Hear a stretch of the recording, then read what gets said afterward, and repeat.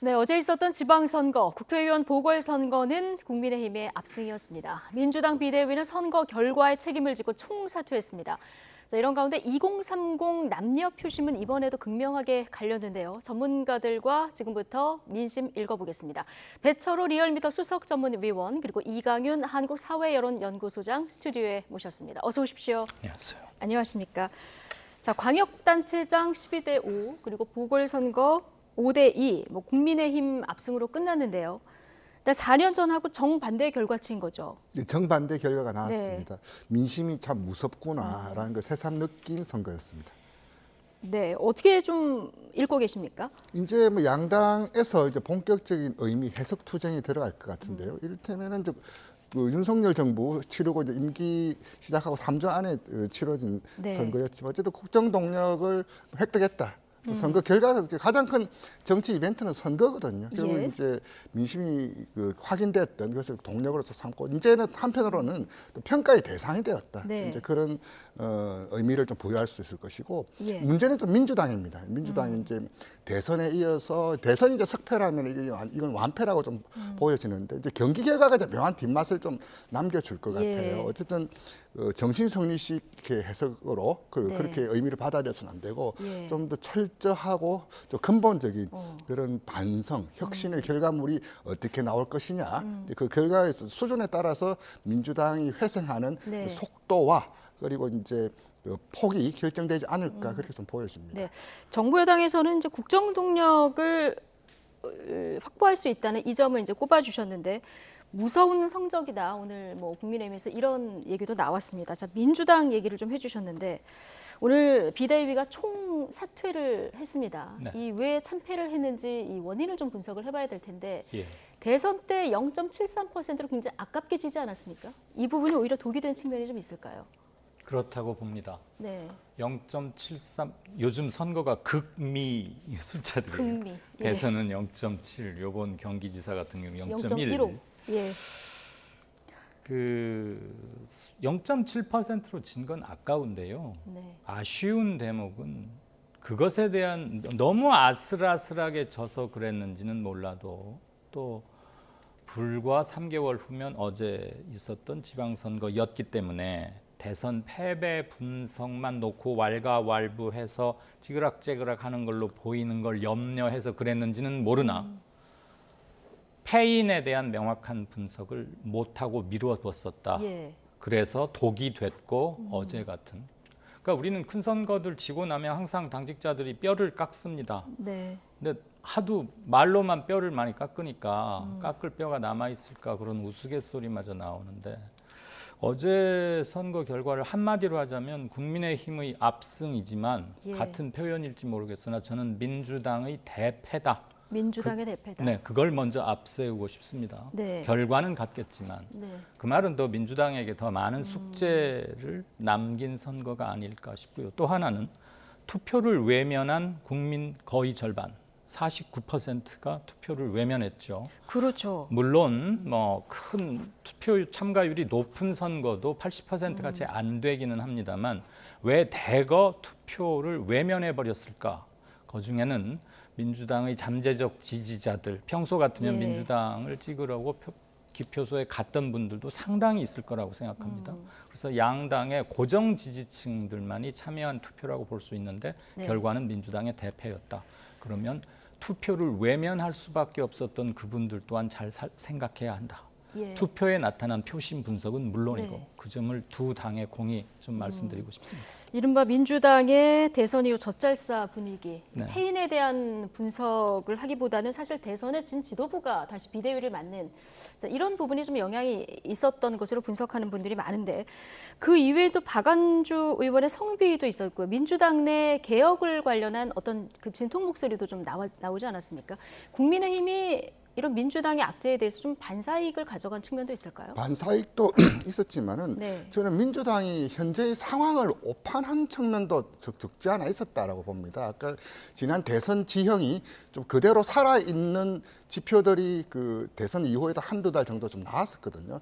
정당 지지도도 좀 팽팽하게 남아 있었고 이제 문재인 대통령이 퇴임하기 전까지도 어느 정도 국정평가가 남아 있으면서 지난 지형이 그대로 살아 있구나. 예. 하지만 그 새 정부 출범하고 3주 후에 선거가 치러진다는 것은 예상 문제가 아니라 예고 문제였거든요. 예. 어느 정도 악재가 해소되면은 제자리 잡아가면 그 강력한 후광 효과가 이렇게 펼쳐지면은 굉장히 고전이 예상된다. 또 새 정부에 대한 기대감이 좀 제자리 찾아오면 전체적으로 여당 우호 분위기가 될 것이라고 그래서 예고 문제 수준의 어떤 그 상황이 펼쳐질 예. 것인데 에도 불구하고 그렇다면 좀 더 세신할 것. 그리고 이제 지금까지 이제 도정이라든지 시정을 끌고 왔던 대다수 이제 단체장들이 실적이라든지 업적 그리고 이제 국회 170석이 있기 때문에 우리가 연장할 수 있다 이런 로키로 가야 되는 국면이 아니었나 보는데 네. 검수완박이라든지 이런 하이톤으로 선거를 끌고 왔다는 점 그리고 이제 박한주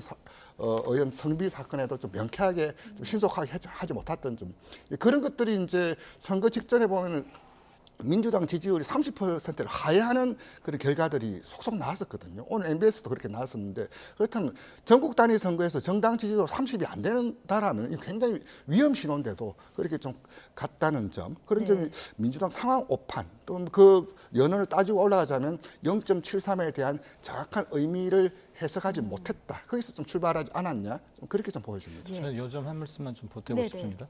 현재 민주당 의석이 169석, 기획 탈당시켰던 무소속 민형배 의원까지 합치면 170석입니다. 전체 의석은 300석입니다. 368, 거의 60%에 육박하는데 예. 정당 지지율은 겨우 30% 초반, 중반을 왔다 갔다 합니다.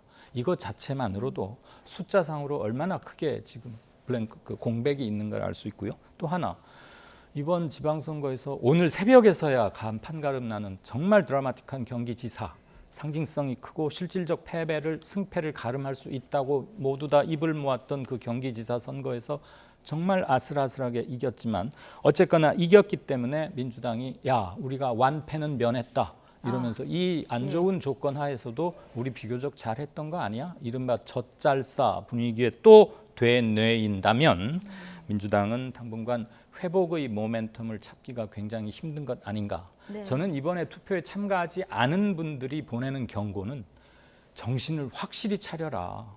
젖잘싸라는 말은 대선 직후에 하루 이틀 서로를 위로하면서 고생한 사람들을 서로 등 두들기면서 할 수 있는 얘기지 몇 주일간 몇 개월간 계속하는 것은 아니거든요. 현실 인식이 잘못됐다는 것에 대한 명확한 경고장이 아닌가 싶습니다. 예, 이번에도 또 상황 오판을 해서는 안 된다. 자, 이런 말씀 해주셨는데 관심 지역, 관심 인물 잠시 뒤에 좀 살펴보도록 하고요. 이번 선거 결과의 몇 가지 좀 특이점들을 보겠습니다. 2018년 민주당이 지방선거에서 압승할 때 그때 구청장 지형을 보면은 25개 가운데서 24개를 민주당이 가져갔거든요. 이번에 25개 중에서 국민의힘이 아마 17곳 정도 가져간 것 같습니다. 보통은 이제 줄투표를 하게 되는데 이 현상이 조금 줄어들었다고 볼 수 있는 대목일까요? 맞습니다. 이제 지방선거의 특징을 설명하자면 뭐 코테일 이펙트라고 이제 광역단체장이 전체를 끌고 하는 것과 그리고 기호가 이렇게 줄투표 가는 건데 몇몇 기초단체장 경우는 교차투표, 이제 스플릿 보트라 그러는데 이래저래 좀 갈려 있는 것을 좀 확인할 수 있습니다. 오세훈 당선자 시장이 이제 20% 포인트 압승을 했음에도 불구하고 이제 골고루 이제 기초단체장까지는 그 흐름이 좀 일부는 좀 분절되거나 좀 다르게 나타나는데 그것은 뭐냐면 결국 이제 그 업적, 실적에 따른 그런 평가와 그 스킨십 그리고 인지도 이런 요인에서 결국 이제 개인기로 좀 돌파한 측면들이 좀 없지 않아 있다. 그것이 이제 단체장과 이제 기초단체장과 광역단체장 결을 좀 달리하는 거. 그리고 여전히 이제 몇몇 민주당 강세 지역에서는 조금 이제 꺾인 측면이 있었지만은 그래도 그 지형이 그대로 좀 유지되고 있었다. 예. 그런 요인으로 좀 보여집니다. 지금 보면은 국회 지역, 광역단체장, 구청장, 뭐 의회까지 내려갈 때 국민들이 굉장히 절묘한 어떤 선택을 했다 이런 생각도 드는데 어떻게 보십니까? 예, 동의합니다. 네, 그 민주당이 죄송합니다. 민주당 얘기를 자꾸 해서 네, 민주당이 또 하나 이번에 좀 주의 깊게 봐야 할 숫자 하나가 오세훈 후보 득표수가 280만 표쯤 되고요. 송영길 후보는 173만 표쯤 얻었습니다. 그런데 민주당 간판을 달고 나간 구청장 후보들, 민주당의 후보들이 얻은 표수는 약 205만 표쯤 됩니다. 네. 더 그러니까 많은 거죠. 네. 약 32만 표 정도를 민주당의 구청장 후보들이 더 얻었어요. 유권자 입장에서 보자면 구청장 후보로는 민주당 후보에 205만 표 정도를 줬는데 서울시장 후보에게는 그보다 훨씬 적게 준 겁니다. 그러면 이 공천 잘 된 겁니까? 라고 묻는 거로 저는 해석하고 싶습니다. 민주당에게. 예. 네. 물론 오세훈과 송영길 차이에 여러 가지 뭐 비교 우위 이렇게 해서 고르셨겠지만 그러니까 줄투표 현상도 일부 완화된 것을 느낄 수 있고요. 송영길 서울시장 후보는 25개 서울 전 자치구에서 모두 졌는데 민주당의 구청장 후보는 8곳에서 이겼습니다. 총 득표수에서도 30만 표 넘게 차이가 났습니다. 왜 그런 차이가 생겼을까 한번 봐야 되는 거고요. 이번에 서울시 의회도 약 70%를 국민의힘이 차지했죠. 좀 지나치게 콱콱 몰아주는 거 아닌가, 이거 너무 극단적인 것을 우리 유권자들은 좋아하는 거 아닌가라고 해석할 수도 있습니다만 저는 그건 결과론이라고 보고요. 중요한 것은 이번에 전 유권자의 반 정도만 참여했다. 그런데 그분들이 승패를 가른 것은 대개 5.23 대 4.56 정도로 확연한 걸 가졌습니다. 투표율이 낮다는 것은 양측의 고정층만이 참여하기 때문에 의회 굉장히 좁혀들 거라고들 보는 게 상식적인데 그렇지 않았어요. 예. 아주 몇 군데를 빼고는 넉넉하게 차이가 벌어졌습니다. 그 말은 확실한 이번 선거에 임하는 유권자들의 정치적 지향점이 어디에 있는지를 명확히 보여주는 것이죠. 네.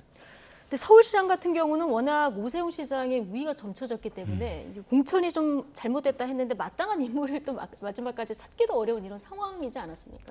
그런 것도 있고 예. 이재명 전 대선 후보의 복귀 과정에서 이렇게 후보를 배치하는 과정에서 뭐 이재명 후보의 의중도 상당히 작용했다고 하고요. 예. 과연 그것을 꼭 상수로 뒀어야 하느냐에 대한 근본적인 것도 한번 고민을 해보자는 얘기죠. 예, 알겠습니다. 또 이번에 관심사항 중 하나가 2030 남녀 표심이 이번에 어떻게 될까 관심이었거든요. 근데 이번에 지상파 3사 공동 출구조사 결과를 분석해 봤더니 20대, 30대 남녀 표심이 역시나 뭐 확연하게 갈렸고 이번에 좀 더 벌어진 지역도 있더라고요. 네, 그렇습니다. 이제 최근 들어서 이제 전통적인 이제 투표 행태 설명 이론이 이른바 그 지역 투표라고 할 수 있는 동서균열인데 최근에는 이제 이른바 세대균열 그리고 이제 젠더 균열도 이제 나타나고 있는데 특히 이제 2030 세대에서 젠더 균열이 좀 확연히 나타나고 있어요. 지난 네.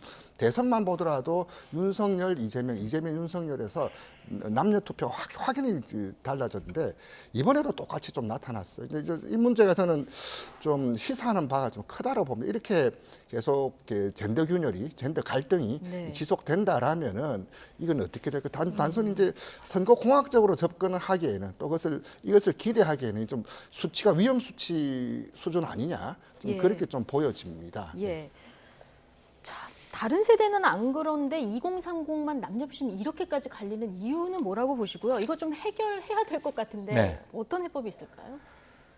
2030 특히 20대 분들의 남녀 원래는 또래끼리 남녀는 사이도 좋게 지내고 학교에서는 짝꿍도 하고 소풍도 같이 가고 그랬을 거 아니에요? 누구보다도 사이가 좋고 말이 잘 통해야 되는데 불행하게도 우리 20대와 30대 중반까지의 남녀는 그렇지 못한 것 같습니다.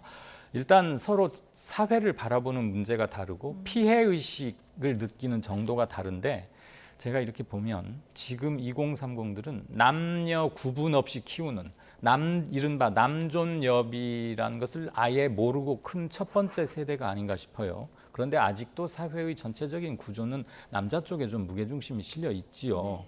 그래서 지금 2030 특히 20대의 남성분들은 우리 큰형님, 삼촌, 아버지 세대 때는 남성이 이러한 어드밴티지를 누리는 게 너무 당연했는데 왜 나는 못 누려야 하지? 오히려 나는 왜 뭐 가산점이니 뭐니 해서 피해를 받아야 하지? 그리고 여성들을 항상 앞에 해야지?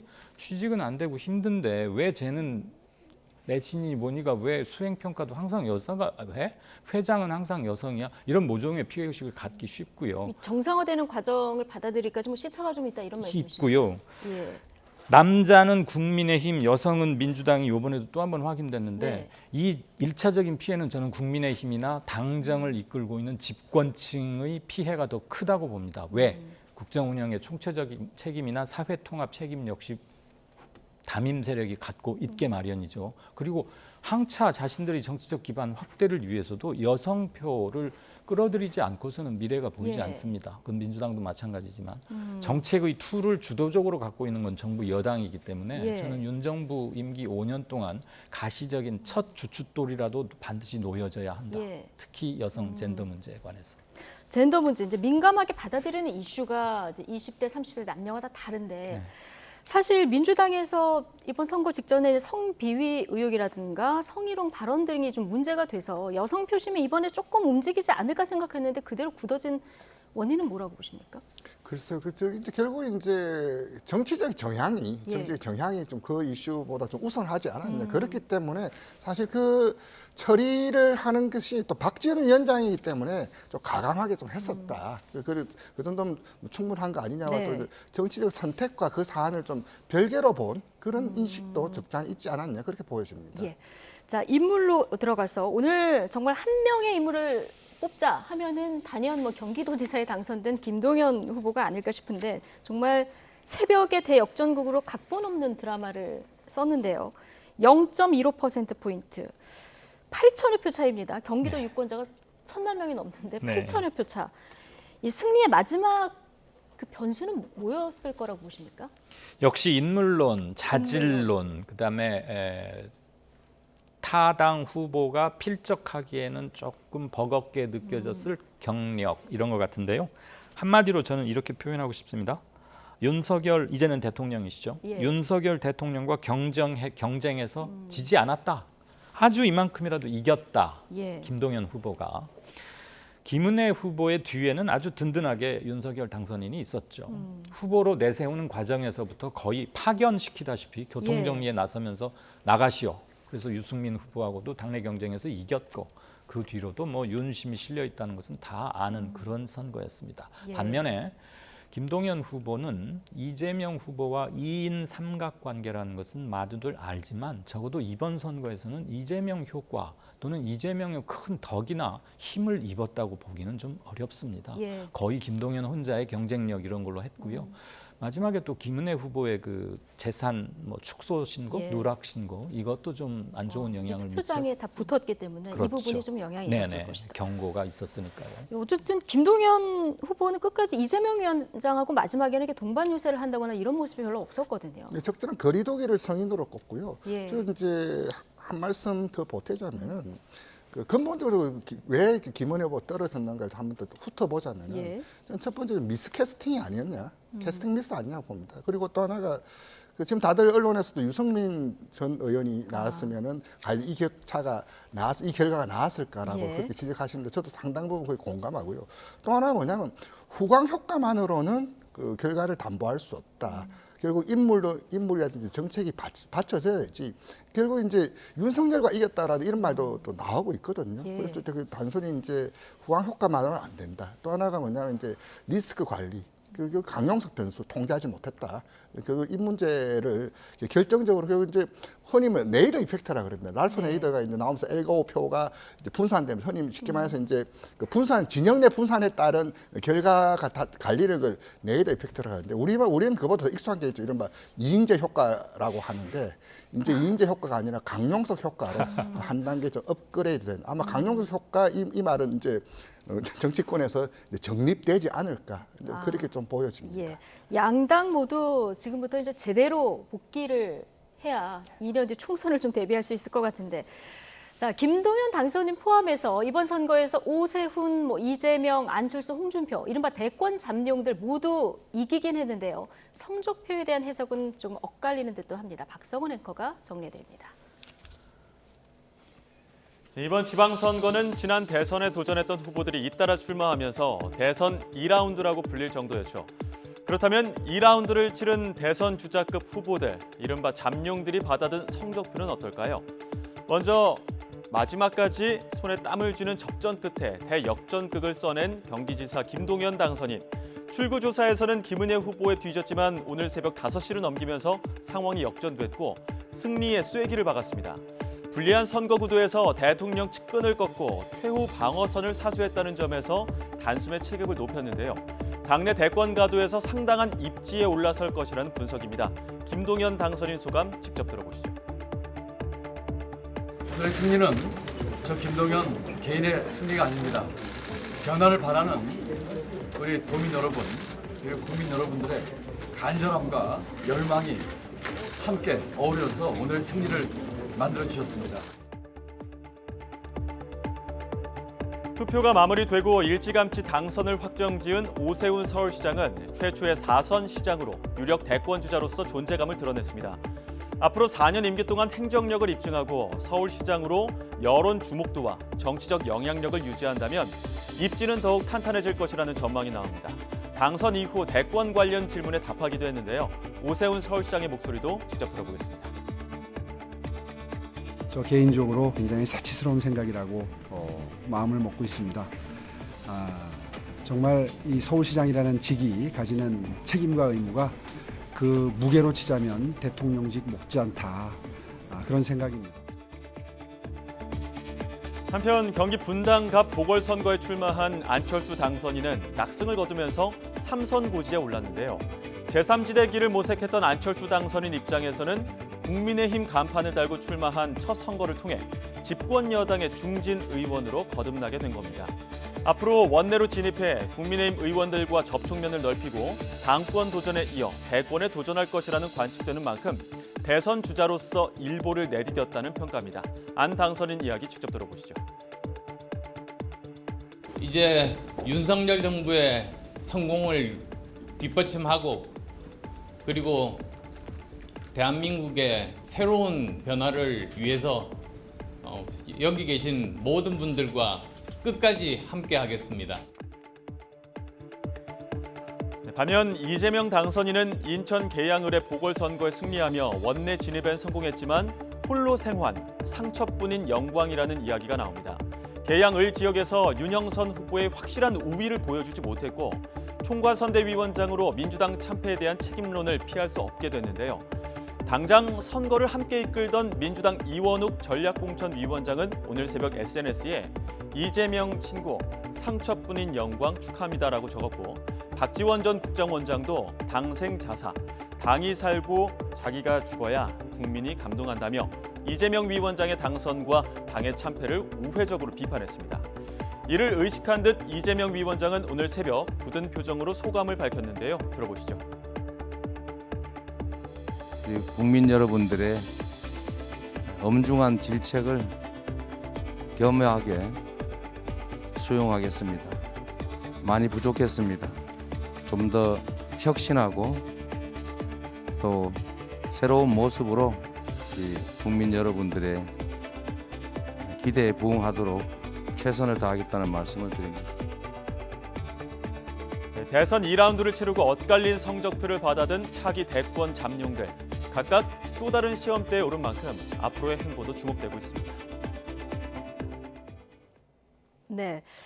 자, 뭐 홍준표 대구시장까지 해서 대권 주자로 분류되는 분들 대부분 뭐 승리를 거뒀습니다. 이거 체급을 낮춘 만큼 어떻게 보면 좀 당연한 결과일 수도 있을 것도 같은데 어쨌든 각각의 해석이 조금 다른데 이재명 위원장 당선 관련해서 좀 얘기를 해봐야 될 것 같습니다. 일단 이재명 위원장은 인천 계양을 해서 여론조사보다는 조금 여유 있게 이겼습니다. 이거는 김포공항 이슈가 적어도 계양에서는 좀 먹혔다고 봐야 될까요?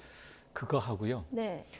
이번에 투표율 잘 보면 계양구 전체의 투표율은 보다 네. 계양을 투표율이 훨씬 높습니다. 어. 그거는 이재명이 일단 출전했으니까 관심의 소지가 좀 있는데 예. 처음에는 낙승하는 듯 하다가 오차 범위로 좁혀졌대. 잘못될 수도 있나 봐. 뭐 이런 얘기들이 퍼지니까 양쪽 다 관심이 모였고 예. 결집이 좀 더 많이 이루어졌죠. 그래서 처음에 1차 위기 경고 사인이 울린 뒤로 이재명 후보 측에서 뒤늦게 정신 차리고 열심히 몰두한 예. 결과로 조금 벌린 것 같아요. 네. 그리고 이재명의 티켓 파워가 갑자기 사라지지는 않았을 겁니다. 네. 다만 이재명의 쓰임새를 이번에 꼭 이렇게 썼어야 하는가라는 전국 전체의 차원에서 이제 물음표가 제기되는 것이고 어쨌거나 계면적인 승리, 네. 조금 곤혹스러운 승리를 거두었는데 저분이 누군가가 자리를 비워서 2년간 비는 배지를 차려고 저기 출마했던 건 아니지 않습니까? 그런 점에서는 처음에 그렸던 그림의 반절도 채 거두지 못했다. 그래서 굉장히 곤혹스럽지 않을까 그런 생각이 듭니다. 예. 아무튼 여론조사상으로는 뭐 딱 붙어 있다. 저도 몇 주 전에 이 자리에서 그런 말씀 드렸습니다만 실제 뚜껑 열어보니까 그거보다는 좀 벌어졌어요. 예. 일단 뭐 이재명 위원장이 직접 출전한 만큼 지지층이 마지막에 좀 결집한 이런 측면 무시할 수 없을 것 같고, 근데 이재명 위원장은 승리했지만 정체 선거에서는 좀 참패한 이런 결과물을 받아든 거 아니겠습니까?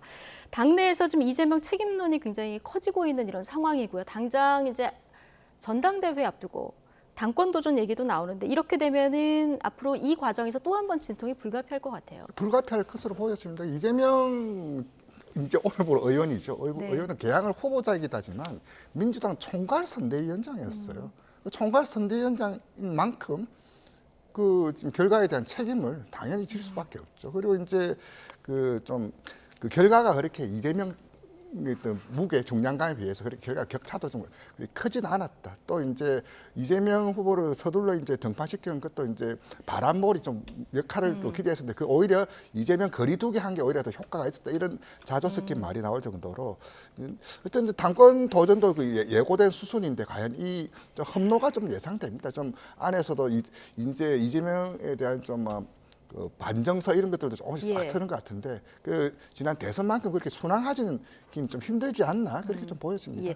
짧게 30초씩만 이거 질문 드리고 답을 들어야 될 것 같은데 오세훈, 김동연, 안철수, 홍준표 이렇게 대권 주자들로 거론되는 이런 분들 가운데 가장 주목해서 보시는 분 이번 선거 이후에 역시 오세훈이겠죠. 아 역시 오세훈. 네. 저는 안철수 의원 봅니다. 왜냐하면 이제 국민의힘에 이만큼 융화가 될지 또 이제 뭐 2년 후에 또 선거가 있거든요. 항상 일상적인 정치의 장, 국회에서 또 역량을 어떻게 보여줄 것인가. 안철수 의원이 좀 주목해야 될 요소 아니냐 그렇게 보여집니다. 알겠습니다. 자, 두 분의 어제 선거에 대한 분석 그리고 앞으로의 전망까지 들어봤습니다. 지금까지 배철우 리얼미터 수석 전문위원 그리고 이강윤 한국사회여론연구소장과 함께했습니다. 고맙습니다. 맞습니다. 감사합니다.